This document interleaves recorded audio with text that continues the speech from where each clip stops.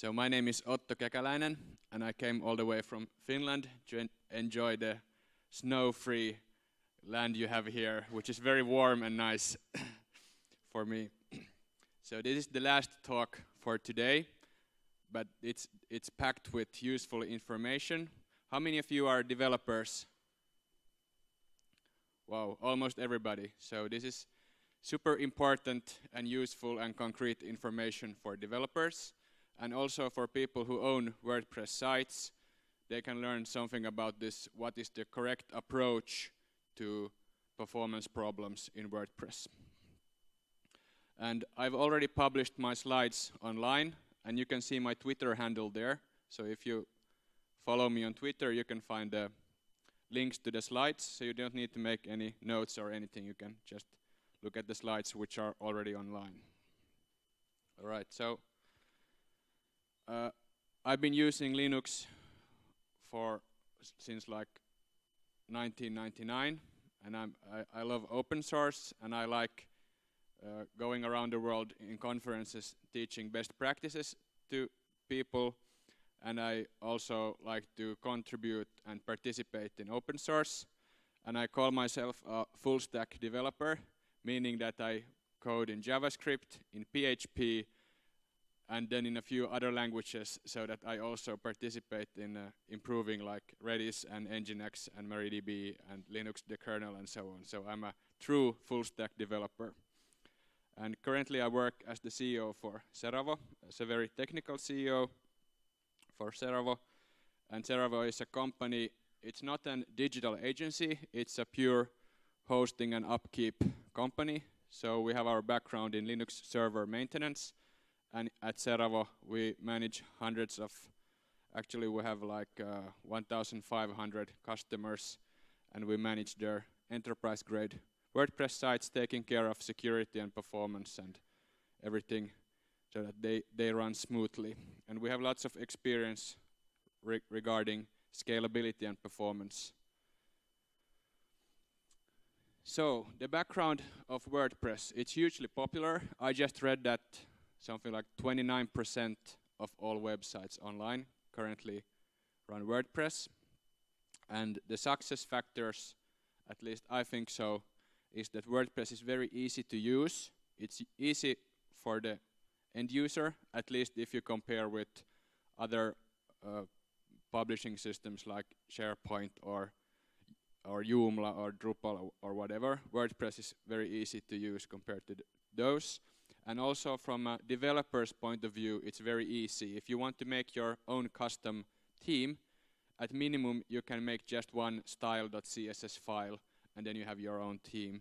And it's very easy to take WordPress and adapt it and use plugins. And it's quite easy if you're a PHP developer or a HTML or CSS JavaScript developer to make your own themes and stuff and get WordPress to do useful things for you. So easy to use and easy to extend, in my opinion, is the reasons why WordPress is so popular. And then there are also some very common problems related to WordPress. One is security. I'm quite sure all of you have seen lots of news here and there for a long time about security issues in WordPress. Well, at the moment, I don't think WordPress, at least WordPress core, doesn't have security issues, but traditionally this is something people are very concerned about, and it's something newspapers like to write about. And then a second common challenge with WordPress is its performance. People usually, or quite often, you see developers who install like 60 plugins on their WordPress site, and then they ruin the performance and so on. So these are two fields that needs education and maybe some technical improvement as well. And these are also two fields that if you go online, you will find endless and endless amounts of guides and tutorials and blog posts. They are usually titled something like 10 things to do to improve your WordPress performance, or 10 things to do to fix your WordPress security. And most of the time they recommend that you install more and more plugins. And I don't like those because most of them contain wrong advice. They are not meant, those articles have not been written to truly serve the reader. They have been written just to, as a clickbait or something like that. So I've done lots of myth busting around WordPress security with this talk, and showed a sensible way how to approach WordPress security. By the way, the timer is not on here, so I still have 30 minutes left. So, but now, today I'm not going to talk about security, I'm going to talk about myth-busting WordPress performance issues.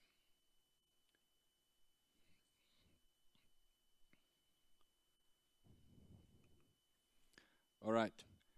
So, instead of just recommending 10 plugins to install and then your WordPress performance is solved, I'm going to explain what is my approach to WordPress performance.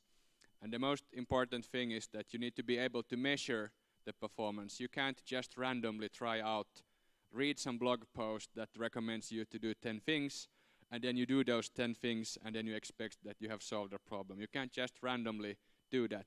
If you're very lucky, it might solve your problem, but usually you're not. So you shouldn't follow advice like that. Instead, you should have a systematic approach that first you need to figure out how to measure the speed of your site, then you need to figure out something to improve, and then you need to measure again to validate that you actually improve the performance, that you actually made a change that matters. And then you need to do this over and over again. Rinse and repeat.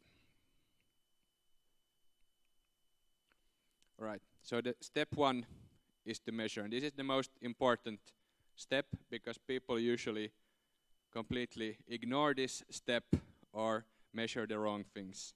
So you need to, before you start improving anything, you need to establish a baseline. How fast is your website at the moment?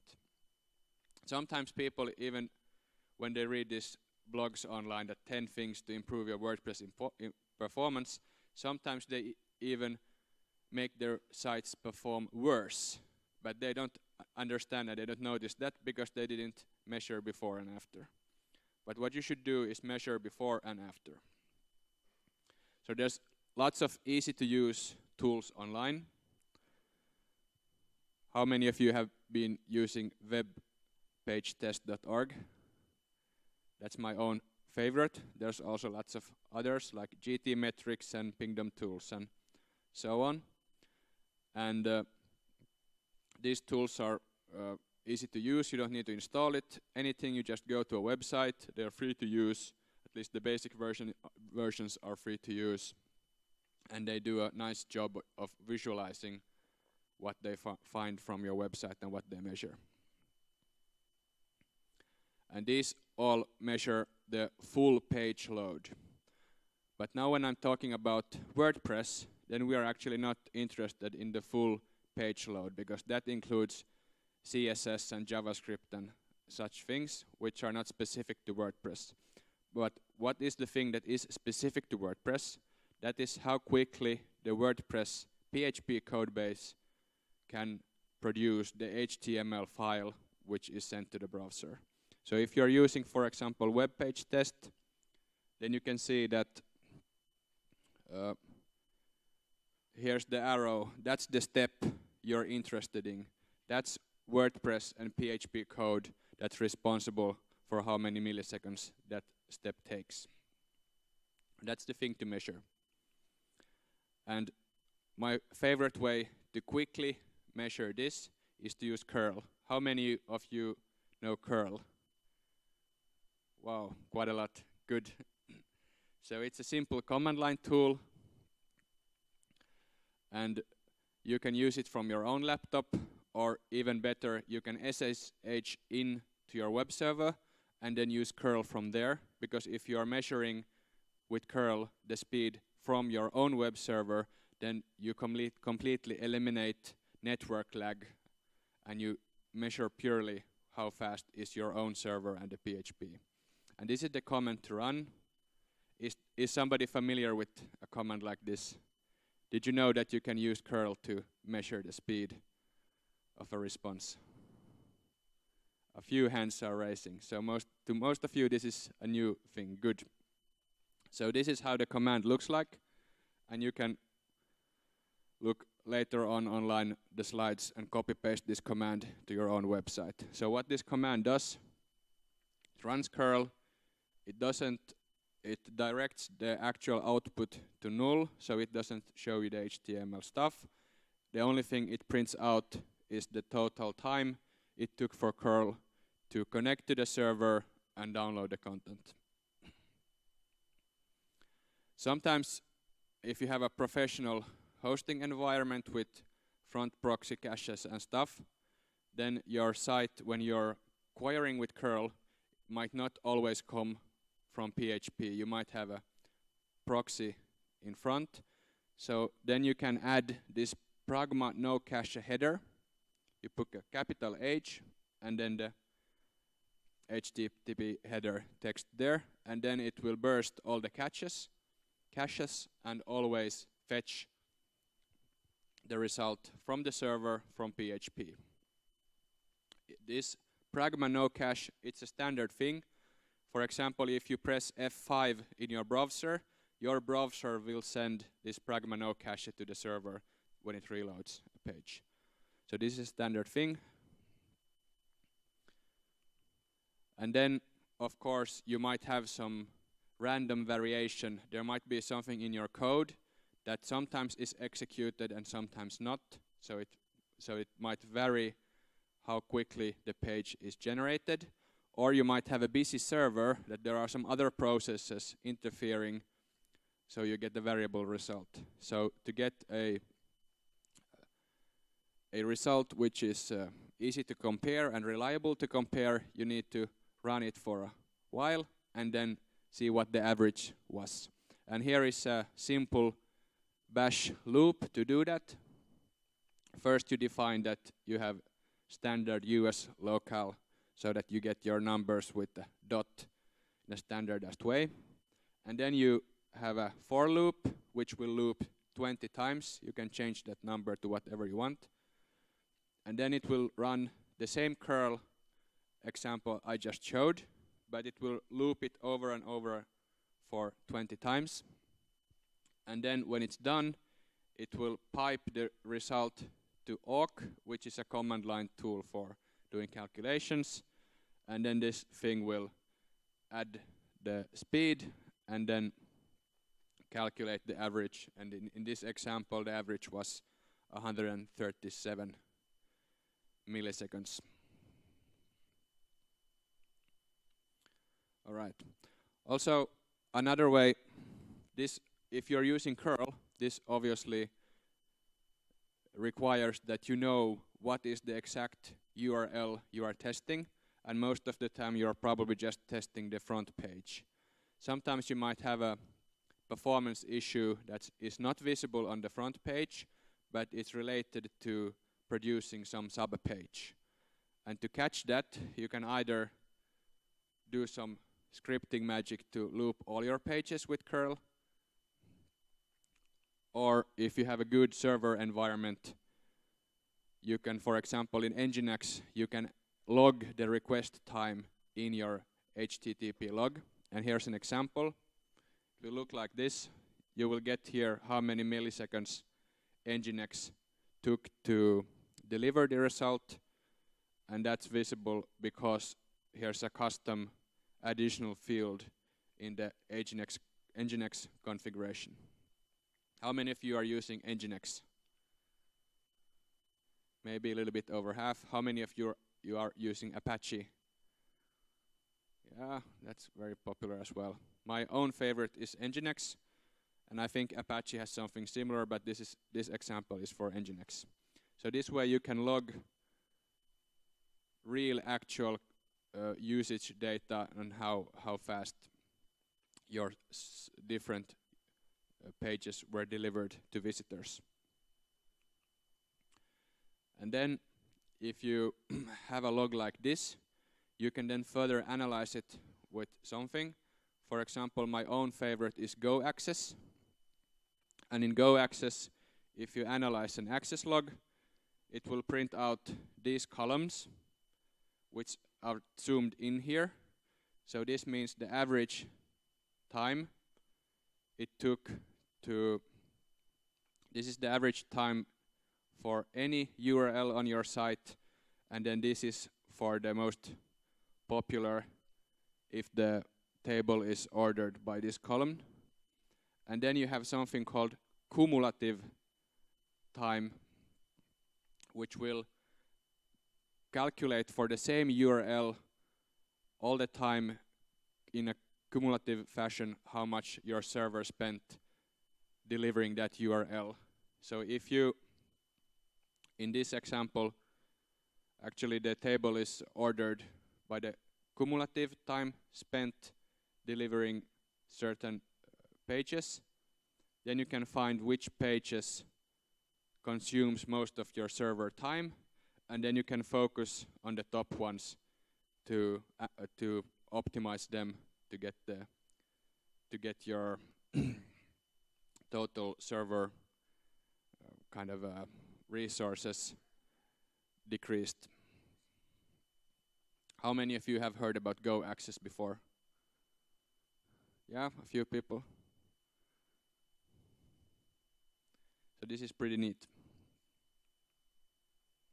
All right, so here was some ways to measure how fast your PHP is.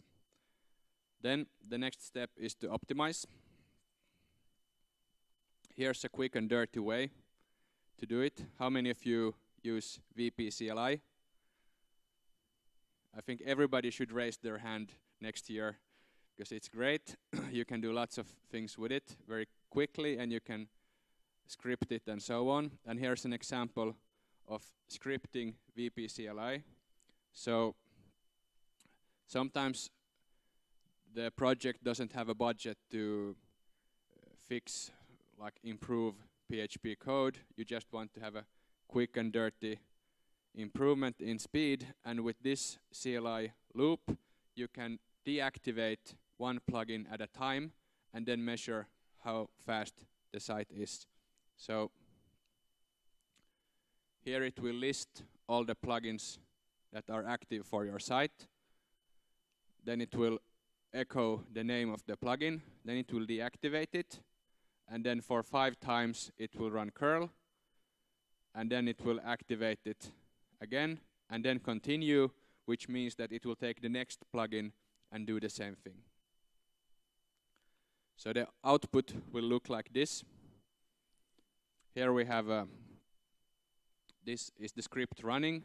So here we have one plugin that got deactivated, and then curl is run 5 times, and you can see that it takes about 500 milliseconds to load the page.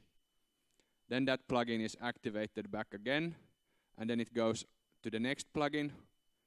Here, Advanced Custom Fields Pro as an example. And then when that is deactivated, it takes 60 milliseconds to load the page. And then this plugin is activated again, and then the next plugin is deactivated, and then it's back to about 500 milliseconds. So this reveals that this one single plugin, deactivating it will significantly decrease the loading time of this page. So this is a quick and dirty way to find out which is your slowest plugin. Then if you want to do some more in-depth, you can use the debug bar. So in WordPress.org, there's a whole bunch of plugins which contain this debug bar in their name, and you can install them, and after installing them you will get this debug bar and then a varying amount of plugins to this plugin, different pages, which will then tell different things about your site when it has been loading. I think that, for example, the plugin called Query Monitor is quite popular and widely used. However, that has the problem that it tells you what function or what part of the site is slow, but it quite seldom translates to something actionable, something that you you could actually fix. So the best way and the most precise way to find bottlenecks in PHP code and in WordPress is to use XDebug. How many of you have heard about XDebug before? Wow, almost everybody. Well, I hope you will learn something new anyway.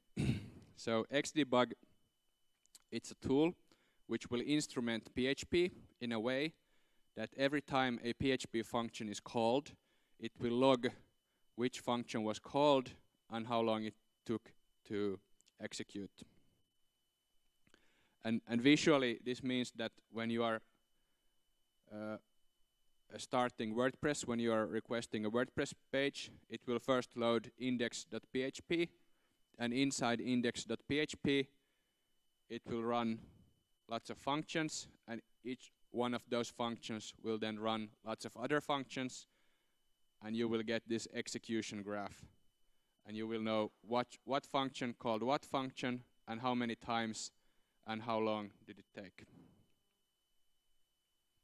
And to install XDebug, here's the example how to do it if your server is running Debian or Ubuntu. And one note is that this makes your site very, very slow because it instruments every single PHP function. So don't do this in production. This is something you should only do in a staging or development environment. So first you install this PHP plugin. Then you need to configure its config file and enable it, and then put these, make sure you have these configurations in place. This is the directory where your profiling files are going to. This is the file name pattern they use, and then here is this enable trigger, which is very important, and I will show you soon what the trigger is. And once you have updated the configuration, then you just restart PHP, and then it's active. And then to profile a page, all you need to do is to append this get parameter to the request. This is the trigger. If the request has this get parameter, then XDebug will activate and generate a profiling file. So then you will, when you run this, you will notice that the page is much slower than usually, and you will notice that in this location, every request will generate a log file. And this log file is a text file. You could technically read it yourself, but that's very inconvenient. So what you want to do is install some kind of tool that makes a graphical representation of the log. And my favorite is Webgrind, because you can install that on the server right where you are doing the profiling, and you don't need to do anything special, and it's very easy to install. Here are the commands. You just clone the Git repository.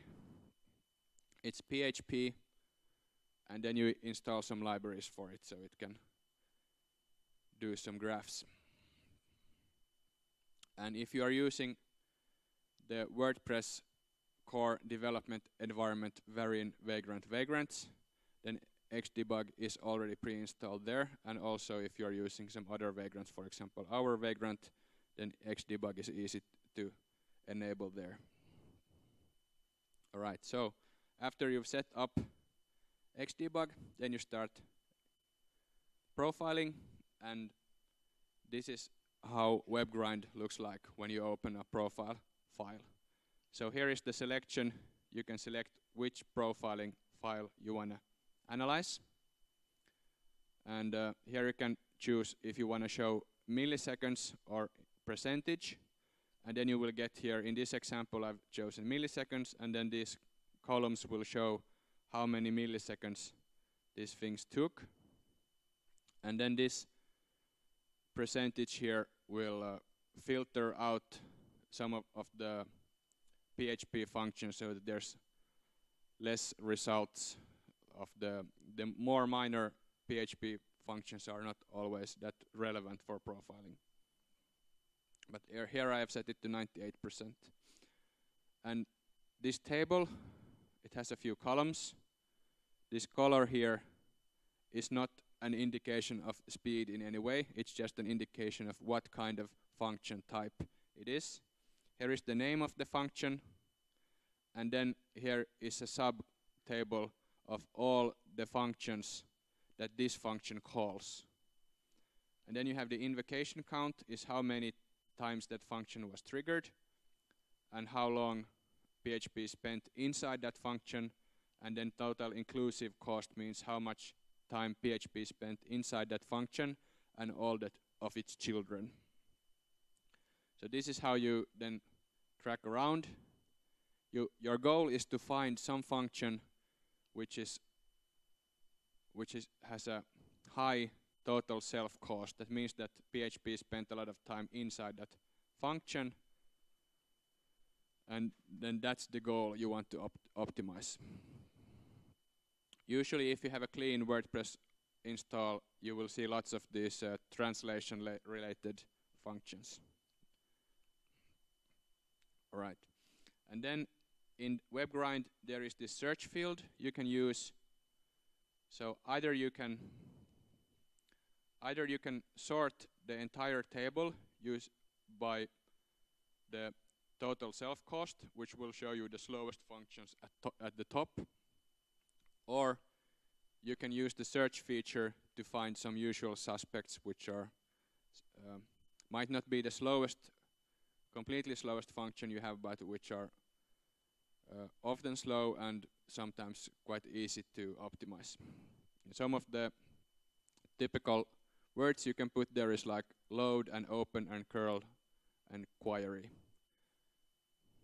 Then you will get lots of results related to file opening, and especially if your code is opening with load or open on curl or opening some files from an external server, this will show it up.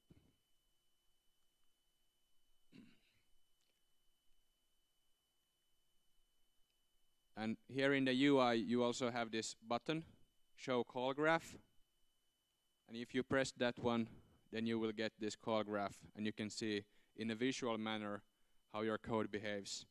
And this is actually quite good, not only for profiling, but in general to understand what your code is actually doing, because WordPress has so many hooks and actions and whatever that you might not have a clear picture of what your code is actually doing. And looking at the call graph, you will learn what it does.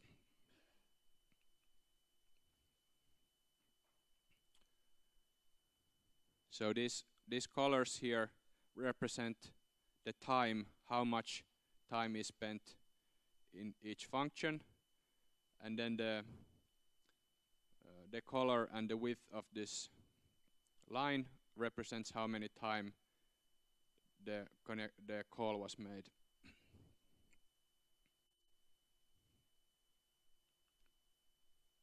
All right. So when you go profiling, what are some typical issues and how can you solve them?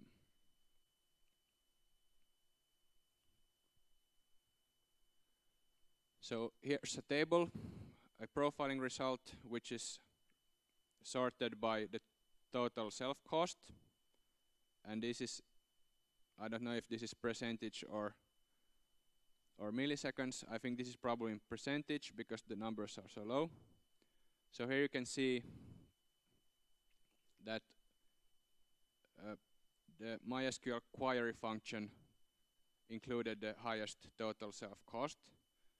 But that is actually quite a logical thing, because the database is most often the bottleneck in the application. So you should, when you're looking at your code, the database function should be at the top. And that's kind of normal behavior. And then if you look at the other functions that are up here, you will see the slowest ones. But these are not perhaps that obvious what to optimize. But here I've looked at the VPDB function get results of who is calling them. And I can see here what this function is calling, and then who has been calling this function. And from here I find this function called Avada upgrade clear Twitter widget transients. So it turns out here's actually a very convenient button. When you click on this icon, a new window will pop up and it will show you the exact line in the code where this function exists, so you can look what it's doing. And when I did this, I noticed this function here, and I went looking at the code, and it was about this Avada team that did an upgrade check on every page load, and that was completely unnecessary, so I just commented it away, and then the page was loading much faster. Then here's another typical thing. So WordPress, to start with, does a lot of, it has its native getText implementation, which is pretty slow, so it does a lot of, so quite often in the profiling you see translation related functions high up, and then if you install this very popular translation plugin, VPML, it also usually ends up quite high, and it does a lot of database queries and stuff which the WordPress own translation functions don't do. So this usually creates a lot of, so this usually leads to a slowdown of the site. And if this is an issue, then I recommend Polylang, which is another translation plugin, which is, it doesn't have all the features as VPML, but it is significantly faster. All right. Then here's an example of the curl exec that was on the top of this profiling. You probably don't see this text that well, but here it reads PHP curl exec. And then you can trace down who is calling it.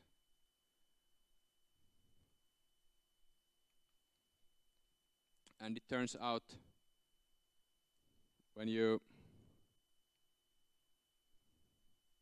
so all of these are links which you can click. So if you see here a function that is slow, then you can just click what was the functions it was called from, and then drill down to the function that initiated it, and then you will find what was the problem. And in this case, the problem was this line in the code, which was slow in a plugin called Leadsius.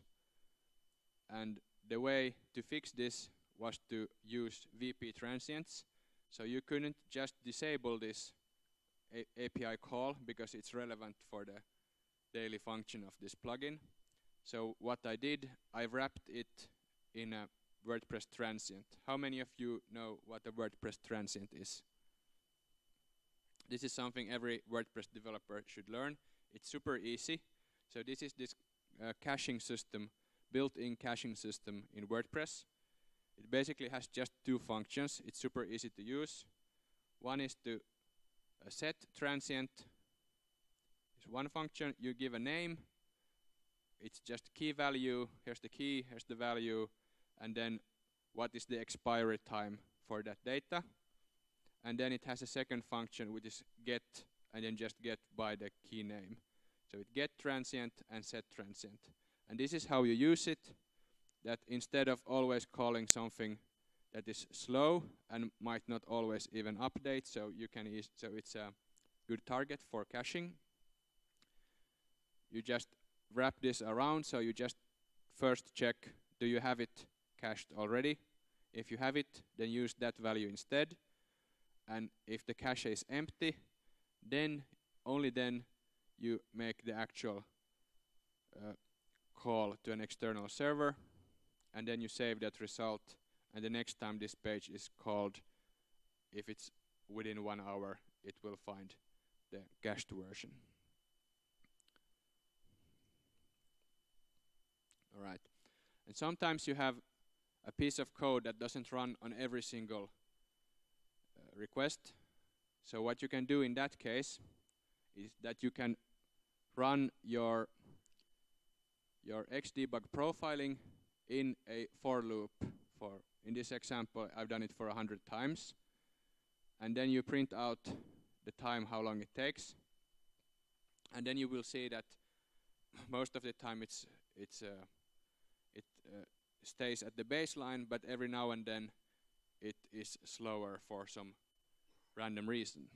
And then if you go looking at the files, then you will find some files which are significantly, some logs which are significantly bigger than the other ones. These are the ones where the code did something special, which was unusual. And then you go profiling that file to find what was special in that PHP run. All right, so then you can remove some code or limit some code or use transient or whatever. When you've pinpointed what is the exact function that is causing the slowness, then you can try to fix it some way. You do some change. And when you've done, then you validate that did this actually make the site faster or not. And then you use the same measuring things I already showed you, and then you do this over and over again. It's usually not done in one time. You probably do the measuring and validating like 10 or 20 times before you're done optimizing a site. All right, do you have any questions at this point?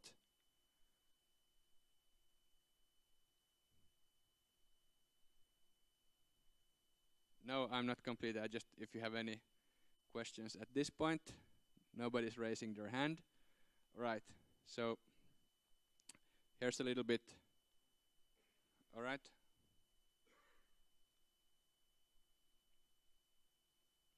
Hi, I just saw the transient solution that you implemented. I have two comments on that.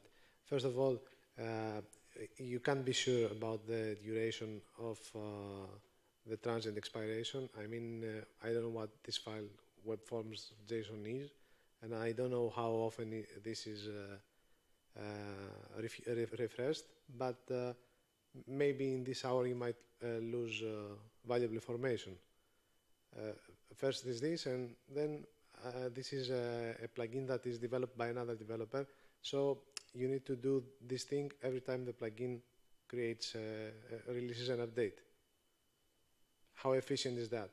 Yeah, so the best way is that you do this once, and then you send the patch to the original developer, and then the original developer, at least in this plugin, it wasn't using transients anywhere. So apparently the original developer didn't know about transients at all. So you do your patch, then you send it to the original developer, and then hopefully they will adapt that. And then when you update the plugin, the next versions will have it built in, and the original developer will, if this decision to update once in an hour was wrong, then the original developer will hopefully do a better decision in that. Thanks. But of course, it's a good point. You shouldn't just go around poking your plugins, because everything you change will be lost next time you upgrade the plugin. But if you have a performance problem on your site and it's some plugin that's causing it, then you need to fix that plugin to kind of validate that it was really that plugin that was the root of the problem. And then when you've done that, then you can, for example, send a patch upstream. That's the good part of open source, and hopefully your plugins are open source and open source friendly developers are behind them. All right, so here's a quick example of this methodology in practice. So how fast can we make the default 2017? First, you profile it, and then you sort the column by total self-cost, and then you can see all these translation-related built-in functions. And then when you look at the code itself and do some research, you will find that WordPress doesn't use native getText, which is a Linux Unix library, but instead it has its own getText that's completely made in PHP, and it doesn't have any caching, and it's kind of somewhat naive. And there's actually a solution for that. There's a plugin made by Aukor, which is called the dynamic MO loader, and it will, instead of doing the naive stuff that the WordPress built-in getText is doing, it will smartly load only the translation files you actually need, and then it will also cache them. So this is the profiling before, and then after installing that plugin, I use Composer to install it because it's not available on WordPress.org.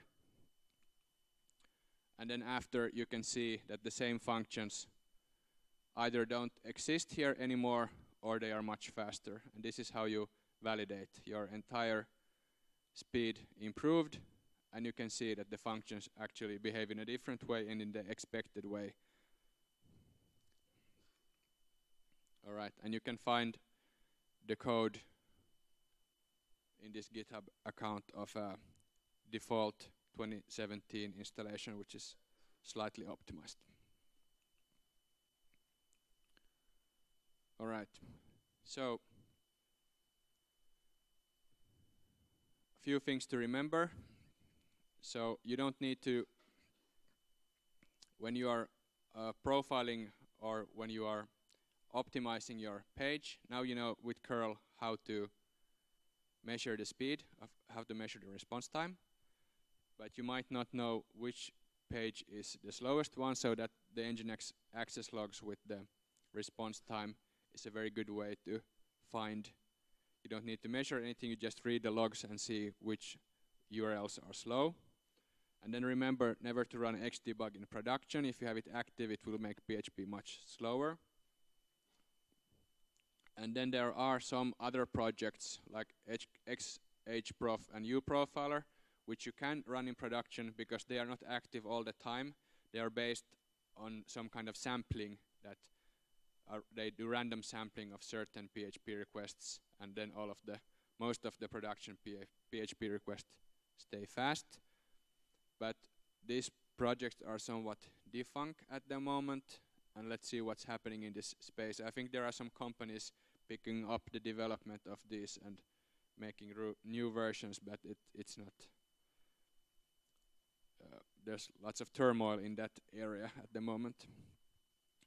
Also, a few built-in PHP functions that are good to know are these. With this function, you can you can insert this command at any point in your code and then see how much memory PHP is using at that point. So you can use this to debug what's happening in your code. And you can also spray this around your code to print out the time in your log.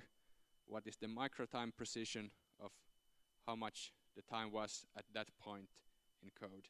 So then you can also use that to see on what line you are going and how much time it took to get there. All right. So that was it. Thanks for listening.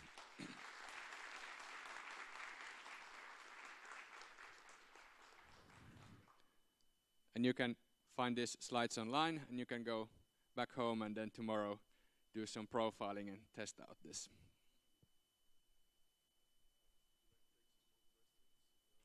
All right, do you have any more questions? Yeah?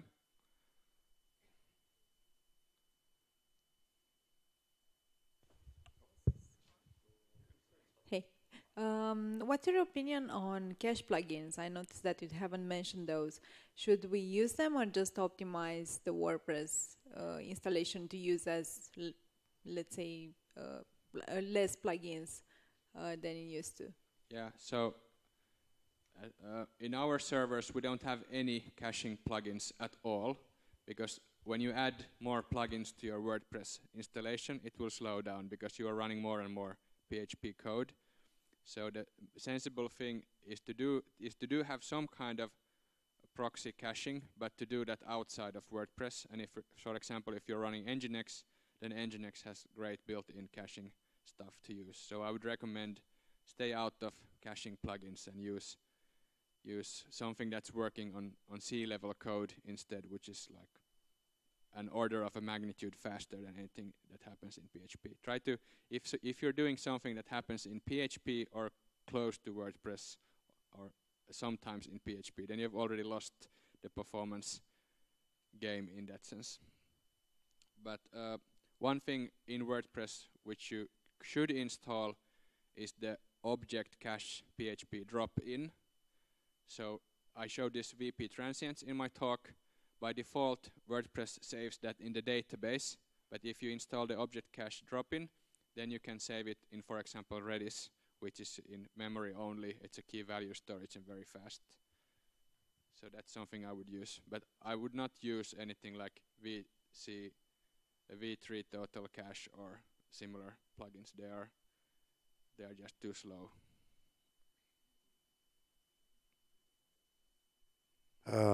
When fixing optimization problems, have you noticed common patterns? Any common patterns arising? Yeah, and then CAS plugins.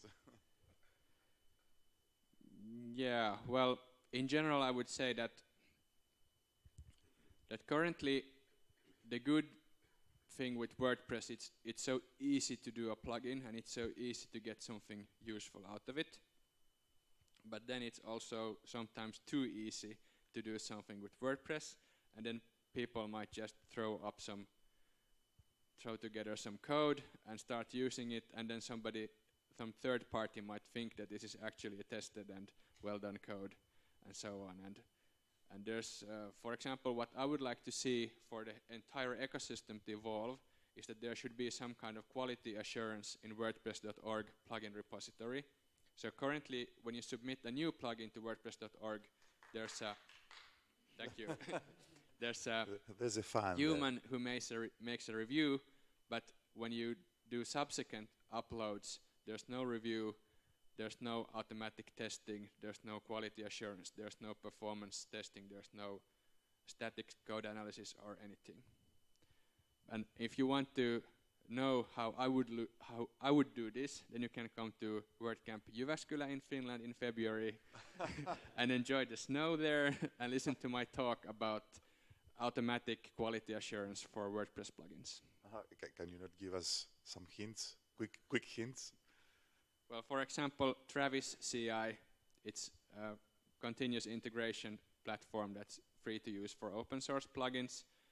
And then you can look, for example, in my presentation, I had links to my 2017 optimization. And there's a whole WordPress project in that Git repository, and there's also Travis CI files that do automatic testing for every commit. But I haven't built automatic performance testing for WordPress plugins and commits yet.